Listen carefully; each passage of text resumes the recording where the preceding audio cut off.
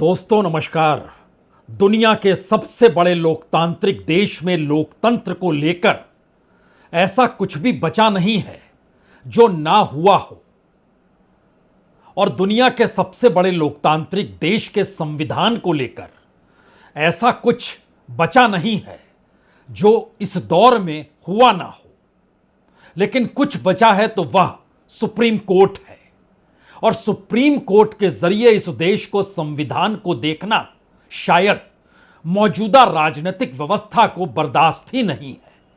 और यही वजह है कि पहली बार इस देश की सत्ता द्वारा बनाए गए कानून का परीक्षण जब सुप्रीम कोर्ट में होना तय है, तो उसमें सबसे बड़ा सवाल यही है, क्या वाकई पहली बार प्रधानमंत्री मोदी की सरकार में जो कानून बनाया गया, उस कानून पर सुप्रीम कोर्ट संविधान की व्याख्या करते हुए इस देश के नागरिकों के हक का सवाल रखते हुए खारिज तो नहीं कर देगा?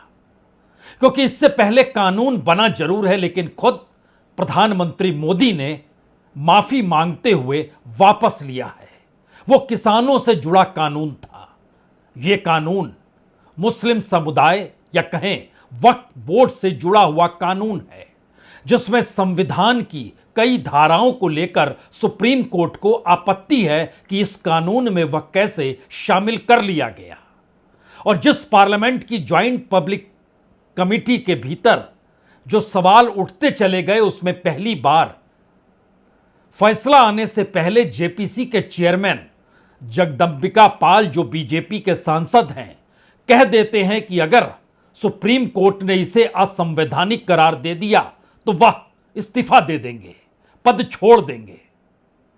और इन सबसे पहले सुप्रीम कोर्ट का फैसला आए, बीजेपी के सांसद इस देश में होने वाले जो भी सामाजिक संघर्ष हैं, जिन्हें उनके शब्दों में गृह युद्ध कहा जाता है, और जो धर्म को लेकर इस देश के भीतर में राजनीतिक संघर्ष हैं, उसको धर्म के नाम पर युद्ध कहा जाता है, उसके कटघरे में बीजेपी के सांसद सुप्रीम कोर्ट और मुख्य न्यायाधीश यानी सीजीआई को कटघरे में खड़ा करने से कतराते नहीं हैं।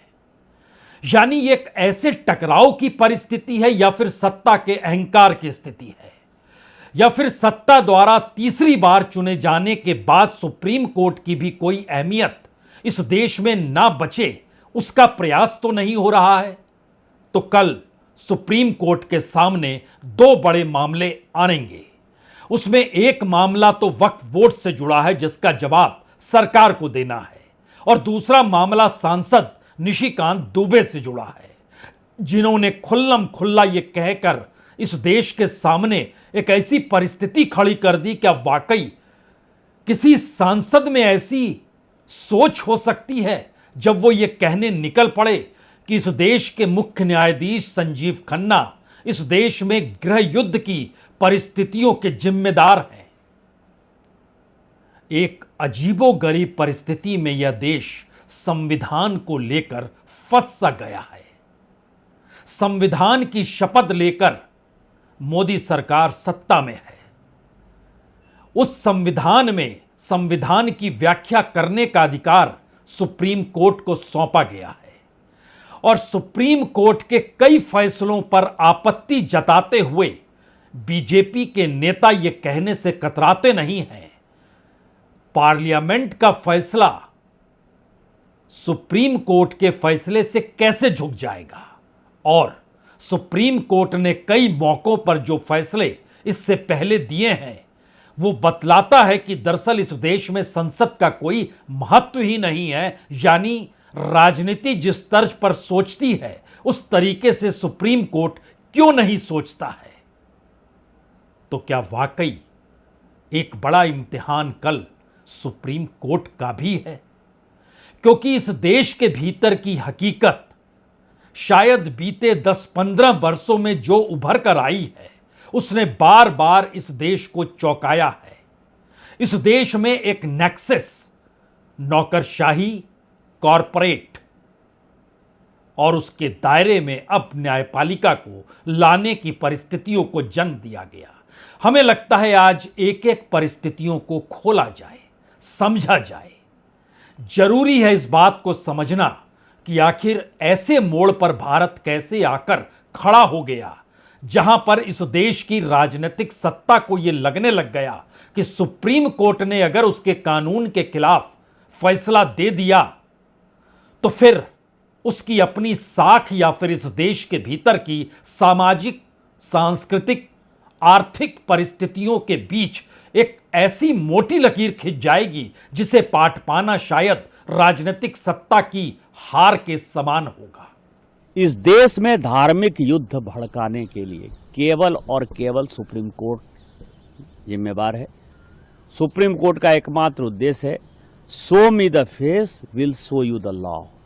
सुप्रीम कोर्ट अपनी सीमा से बाहर जा रहा है। सुप्रीम कोर्ट की सीमा यह है कि भारत का संविधान जिस कानून को बनाया उस कानून की उसको व्याख्या करनी है, और यदि वो व्याख्या नहीं कर सकती है और सब कुछ के लिए सुप्रीम कोर्ट जाना है तो इस संसद का कोई मतलब नहीं है। आजादी के बाद कई मौकों पर सुप्रीम कोर्ट के फैसले को लेकर इस देश की राजनीतिक सत्ताओं ने विरोध तो किया है और कई मौकों पर राजनीतिक सत्ताओं ने सुप्रीम कोर्ट को ढाल भी बनाया है।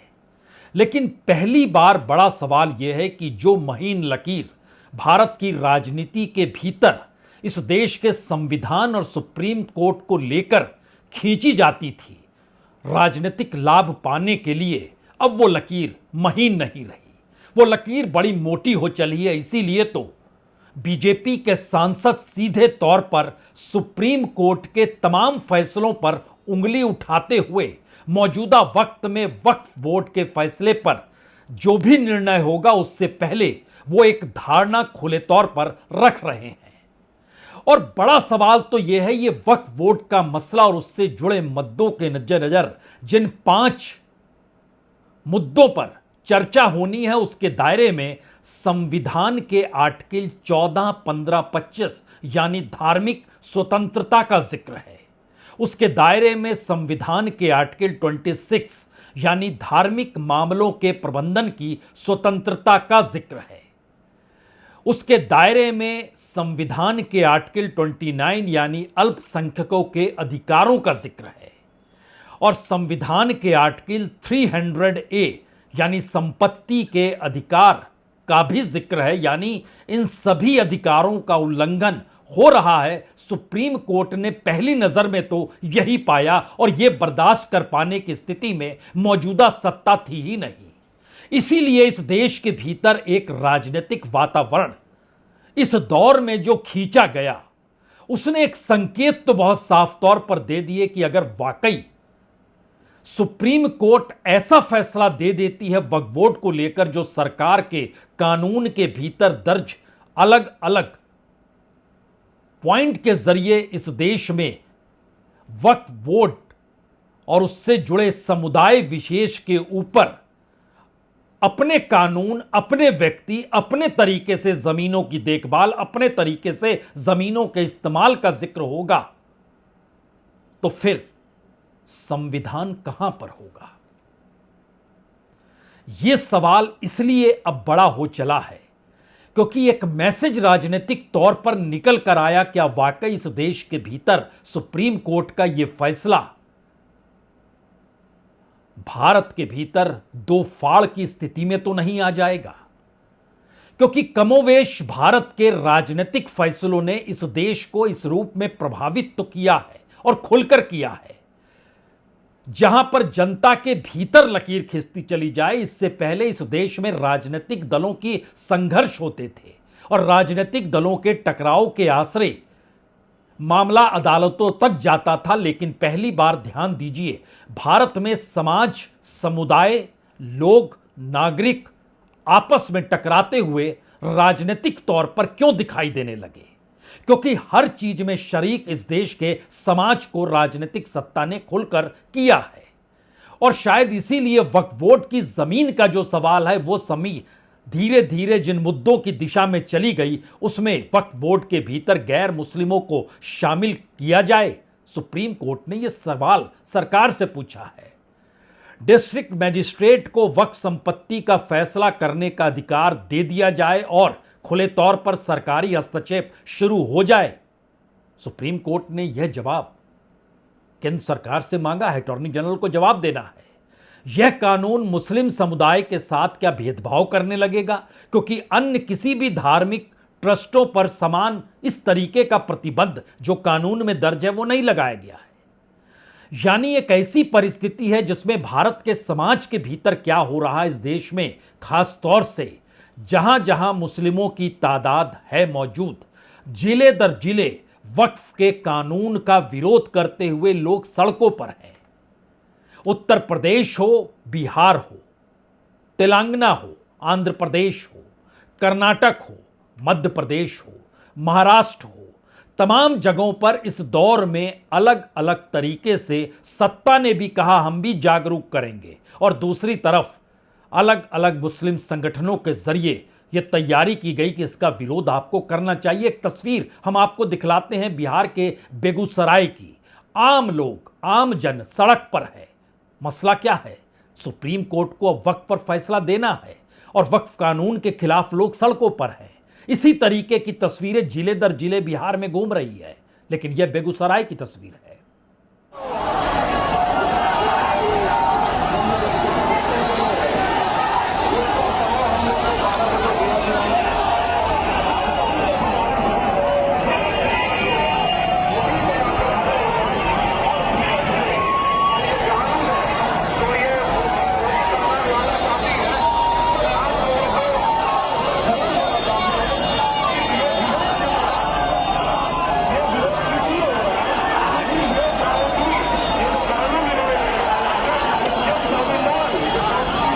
ये तस्वीर एक मैसेज तो है कि इस देश के भीतर वक्फ के कानून जो सरकार ने बनाए उसको लेकर बहुत सारे सवाल लोगों के बीच में हैं, और शायद संविधान इसीलिए इस बात की इजाजत सुप्रीम कोर्ट को देता है क्योंकि जिक्र we the people for the people जब होना शुरू होगा तो इस देश के नागरिक सबसे बड़े होंगे, राजनीतिक सत्ताएं बड़ी नहीं होंगी।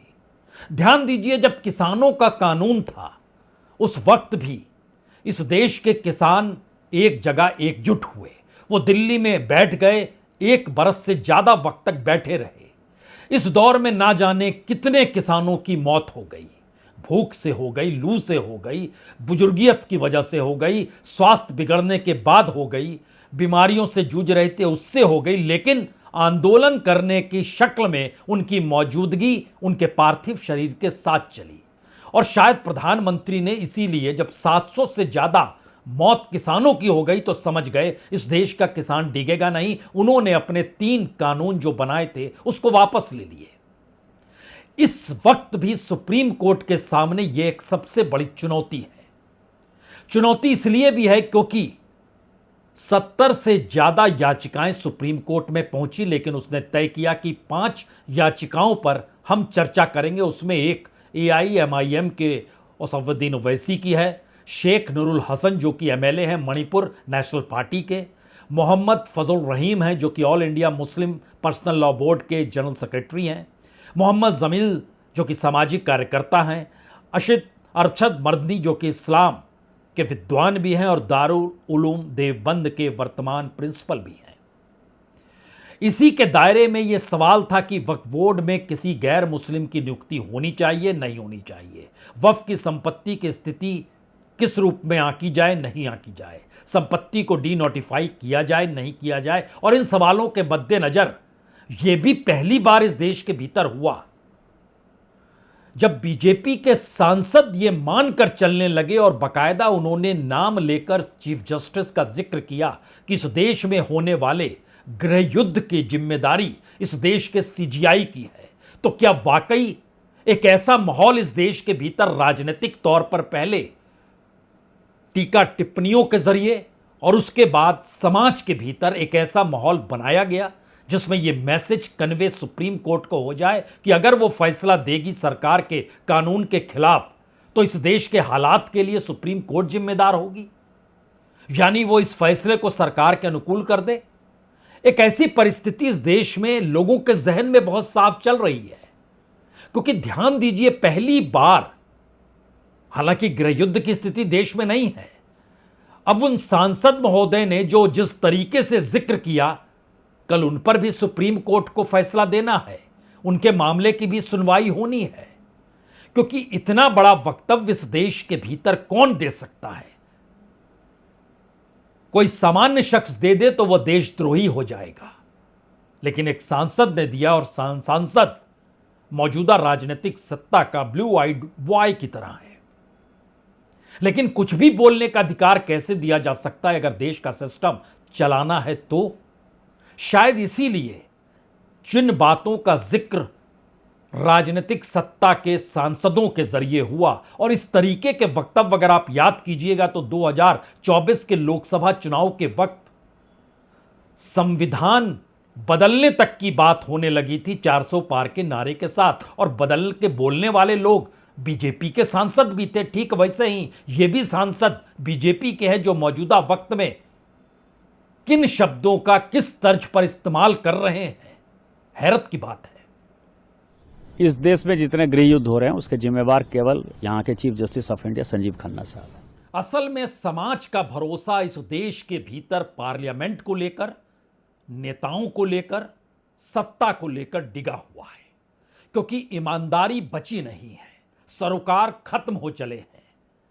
नेता, सांसद, संसद में बैठने वाले वो तमाम लोग विशेषाधिकार से ग्रसित हैं, और जिस तर्ज पर वह जो काम करते हैं इस देश की मुफलिसी गरीबी से अनदेखा करते हुए अपनी जिंदगी को जीते हैं, वो हैरत अंगेज स्थिति है। शायद इसीलिए उनके सरोकार इस देश की जनता के साथ है ही नहीं।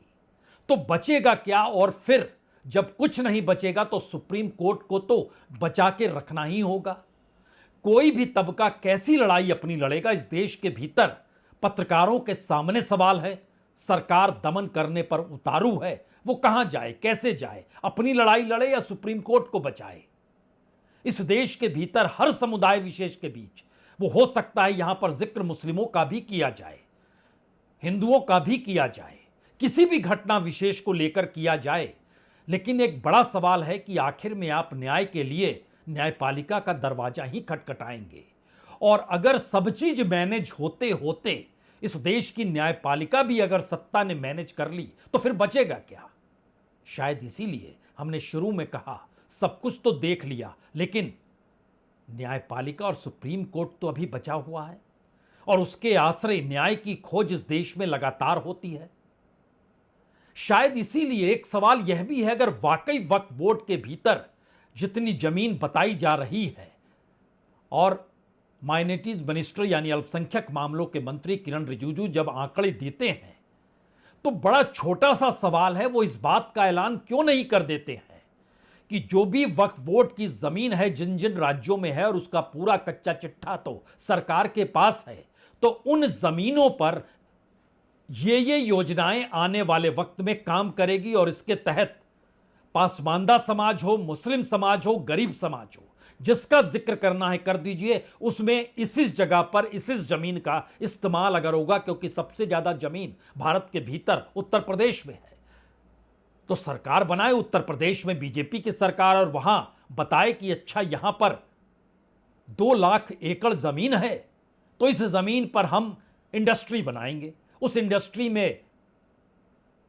पासमानदा समाज को काम देंगे, उसके जो मालिक होंगे वो ट्रस्ट के तौर पर काम करेंगे, उसमें मुस्लिम समुदाय भी होगा, हिंदू समुदाय भी होगा, लेकिन एक रोजगार की पूरी प्रक्रिया होगी। ईमानदारी है नहीं, और ईमानदारी नहीं है तो फिर पुरानी फाइलों को खोलिएगा तो इस देश के भीतर में जितनी जमीनें इंडस्ट्री के नाम पर सौंप दी गई बड़े बड़े इंडस्ट्रियलिस्टों को, इसका एक बेहतरीन उदाहरण महाराष्ट्र का हर जिले दर जिले MIDC की जमीन है, महाराष्ट्र इंडस्ट्रियल डेवलपमेंट कॉरपोरेशन, जो शरद पवार के दौर में बनाई गई थी, और उन तमाम जगहों पर इंडस्ट्रीज खुली, बंद हो गई, वो जमीनें इंडस्ट्रियलिस्टों ने दूसरे उपयोग में लगा दी, ज्यादातर बिल्डर के हवाले कर दी। इस देश में सबसे ज्यादा जमीन सरकार ने बिल्डरों के हाथ में बेची है, कॉमर्शियल यूज के लिए अलग अलग जगहों पर बड़ी बड़ी इमारतें हो, वो मॉल की शक्ल में हो, वो फिल्मी हॉल की शक्ल में हो, किसी भी शक्ल में हो, लेकिन उससे जुड़ाव इस देश की जनता का हुआ ही नहीं। तो फिर इन जमीनों को लेकर जब जिक्र देश के मंत्री करते हैं तो एक प्रोग्राम बता देना चाहिए और उसमें भी जिक्र कर दें कि उसमें इतना आरक्षण दिया जाएगा। कोई प्लानिंग नहीं है सिवाय इसके कि इस देश के भीतर जो गलत हो रहा है हम ठीक कर देंगे, और जब ठीक करने का वादा जिन जिन क्षेत्रों में सत्ता ने किया उन तमाम जगहों पर गड़बड़ी उसी ने की। कैसे हम बताएंगे, लेकिन पहले मंत्री महोदय को सुन लीजिए। और हमारा देश का जमीन हमारा देश के गरीबों के लिए काम आना चाहिए, इसमें कोई विवाद नहीं होना है। दुनिया का सबसे ज्यादा वक्फ प्रॉपर्टी हिंदुस्तान में है। 9,70,000 से भी ज्यादा 9,72,000 से ज्यादा वक्फ संपत्ति हिंदुस्तान में है, लेकिन हिंदुस्तान के गरीब मुसलमानों के लिए कोई काम नहीं आ रहा है। काम नहीं आ रहा है वो एक बात है, लेकिन उसका दुरुपयोग, मिस यूज, वक्फ संपत्तियों को कब्जा करके जो लूटे जा रहा है, यह भी एक चिंता का विषय है। किसी को भी कैसे भरोसा होगा? जो किरण रिजिजू कह रहे हैं या फिर खुद प्रधानमंत्री ने जिन बातों का जिक्र किया है, कैसे भरोसा होगा? हम इस बात का जिक्र इसलिए ठोस सबूत के साथ कर रहे हैं क्योंकि 2013-14 में जब नरेंद्र मोदी इस देश के प्रधानमंत्री पद के दावेदार थे और उसके ठीक पहले इस देश के भीतर जो घपलों घोटालों का जिक्र था, जो जमीनों का जिक्र था, उसके दायरे में जिन जिन स्कैम्स का जिक्र किया गया, 10 बरस के बाद पता चला कि कोई स्कैम हुआ ही नहीं है। यानी एक ऐसा नेक्सस उस दौर से बीजेपी ने इस देश की नौकरशाही के साथ मिलकर बनाया कि एक के बाद एक स्कैम का जिक्र करते हुए प्रधानमंत्री उस वक्त में 12 लाख करोड़ का जिक्र करते थे कि इतना बड़ा स्कैम कांग्रेस ने किया है। आप सोच रहे होंगे कौन से? जी, 2G स्कैम, स्पेक्ट्रम का स्कैम, 1,76,000 करोड़ रुपए। क्या हुआ? सीएजी की रिपोर्ट थी, मामला गायब हो गया, कोई दोषी करार नहीं दिया गया, परसेप्शन खुद मान लिया गया। सीएजी विनोद राय सत्ता के साथ आज की तारीख में खड़े हैं। सत्ता मतलब उस वक्त कांग्रेस की सरकार थी, इस वक्त बीजेपी की सरकार है। उस वक्त कांग्रेस के खिलाफ 2G स्पेक्ट्रम का उन्होंने राजस्व के घाटे का आंकड़ा दिया था 1,76,000 करोड़ रुपए। उसके बाद याद कीजिए कोयला घोटाला, 1,86,000 करोड़ रुपए, और वह भी 2 बड़े अधिकारी काम कर रहे थे। एक सीएजी विनोद राय थे और दूसरे उस वक्त सीवीसी हुआ करते थे, जो अलग अलग वक्त में प्रत्युष सिन्हा भी थे। कोयला घोटाले में तो बीजेपी के 2 सांसद हंसराज अहीर और प्रकाश जावड़ेकर ने शिकायत की सीवीसी ने तुरंत सीबीआई को कह दिया, सीबीआई तुरंत सक्रिय हो गई, आईटी वाले सक्रिय हो गए, इनकम टैक्स वाले, और उसके बाद जो पूरी कार्रवाई, गिरफ्तारी, जो कुछ होते चला गया। लेकिन फिर 10 बरस बाद पता चलता है नहीं, ऐसा कुछ भी नहीं था। कॉमनवेल्थ गेम, 70,000 करोड़ रुपए। क्या हुआ? किस स्थिति में चीजें फंस गई? यानी सिर्फ इन 3 घोटालों का जिक्र कर लीजिए तो 4,32,000 करोड़ रुपए कहीं अता पता ही नहीं है, कोई घोटाला हुआ ही नहीं। और उस दौर की नौकरशाही जो चीजों को तय करती, खास तौर से सीवीसी की रिपोर्ट और सीएजी का पूरा कच्चा चिट्ठा, सारा फेक और फ्रॉड निकला। अदालतों ने खुले तौर पर कह दिया, ईडी ने क्लोजर फाइल डाल दी, सीबीआई ने फाइल बंद कर दी। कैसे भरोसा करेंगे कि इस देश के भीतर में किसी भी गलत चीज पर अगर सत्ता कोई कार्रवाई करना चाहती भी है तो वह ईमानदारी के साथ करेगी? ईमानदारी ताक पर रखकर इस देश में राजनीति की शुरुआत होती है। लेकिन यह किसी को पता नहीं था कि जब ईमानदारी ताक पर रख दी जाए तो इस देश में लोकतंत्र के पिलर्स पर भी सीधा हमला होगा और वहां पर भी गड़बड़ियां और ऐसी परिस्थितियां पैदा की जाएंगी जहां पर नौकरशाही सत्ता के अनुकूल काम नहीं करेगी तो वह बर्खास्त होगी या साइडलाइन होगी। जो साथ काम करेगी वो आगे बढ़ेगी। और बड़ा महत्वपूर्ण है, हम जिस सीवीसी का जिक्र कर रहे थे उसमें खास तौर से सेंट्रल विजिलेंस कमीशन का जिक्र हम आपसे कर रहे हैं, जिन्होंने पहली बार कॉमनवेल्थ को लेकर आवाज उठाई। अपने तौर पर इन्होंने 2G स्पेक्ट्रम को लेकर आवाज उठाई। कोयला घोटाले को लेकर भी यह 2G स्कैम, स्पेक्ट्रम में जो कोल ब्लॉक्स एडिशन और एंट्रिक्स देवास डील थी, सब पे इन्होंने उंगली उठाई। वो शख्स आज की तारीख में सेबी के साथ जुड़ा हुआ है और 6 सदस्यीय कमेटी जो बनाई गई है सेबी के भीतर में कि वहां पर कोई कॉन्फ्लिक्ट ऑफ इंटरेस्ट ना हो, डिस्क्लोजर ऑफ प्रॉपर्टी ना हो, इन्वेस्टमेंट का ठीक ठाक खेल हो, लायबिलिटीज ना हो। तो ये प्रत्युष सिन्हा उस वक्त जिस तरीके से कर रहे थे, तमाम परिस्थितियां मौजूदा वक्त की बतलाती। अच्छा, ऐसी स्थिति थी, यही हाल सीएजी का था। तो जो भी इरेगुलरिटीज थी वो इरेगुलरिटीज रहनी तो चाहिए। अगर कुछ भी नहीं था तो फिर आपने देखा परखा क्या? वही अधिकारी मौजूदा वक्त में अलग अलग तरीके से सरकार के साथ खड़े हैं। वो ईडी के पहले के चेयरमैन भी हो सकते हैं, जो इस वक्त सरकार के सलाहकार, सत्ता के सलाहकार, प्रधानमंत्री के सलाहकार हैं। यानी नोट कीजिएगा अगर आप, तो 2010 के बाद की वह नौकरशाही जो सत्ता के अनुकूल काम कर रही थी और 2014 के बाद जो नौकरशाह सत्ता के साथ खड़े थे, वो रिटायर हो जाएं या वो सत्ता के साथ रहें, उन्हीं नौकरशाही को इर्द गिर्द मत्ते हुए सत्ता अपने अनुकूल चीजों को बना रही है। तो फिर उस जनता का भरोसा कैसे होगा, या उस जनता के सरोकार अगर आपसे नहीं जुड़े हैं तो स्थितियां कितनी विकट होगी। शायद इसीलिए तो सुप्रीम कोर्ट की दिशा में जाना ही होगा, कोई दूसरा रास्ता बचता नहीं है, क्योंकि संविधान ही तो व्याख्या करेगा। तो संविधान के आश्रय सुप्रीम कोर्ट का फैसला सत्ता की राजनीति के आश्रय प्रभावित हो जाएगा, या इस देश की जनता जो चीजों को देख समझ रही है कि उसकी साख सुप्रीम कोर्ट की बरकरार रहे। शायद इसीलिए वक्फ बोर्ड हो या फिर निशिकांत दुबे के बयान हो, इम्तिहान तो सुप्रीम कोर्ट का भी है और इम्तिहान सुप्रीम कोर्ट के फैसले के बाद इस सरकार का भी है।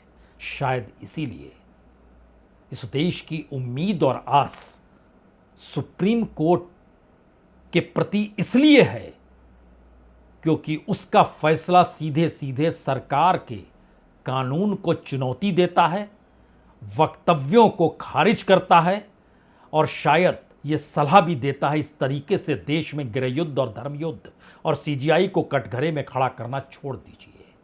और ये संकेत मौजूदा सीजीआई संजीव खन्ना जो रिटायर होंगे 13 तारीख को, उसके बाद जस्टिस BR गवई जो चीफ जस्टिस बनेंगे, उन्होंने भी फैसलों से ये संकेत तो दिए हैं, आपको इस देश को बचाना है तो संविधान को बचाइए, संविधान को बचाना है तो सुप्रीम कोर्ट की साख को बरकरार रहने दीजिए, उस पर उंगली मत उठाइए, इंतजार कीजिए कल तक। अभी तो ये संकेत है। बहुत बहुत शुक्रिया, बहुत बहुत शुक्रिया।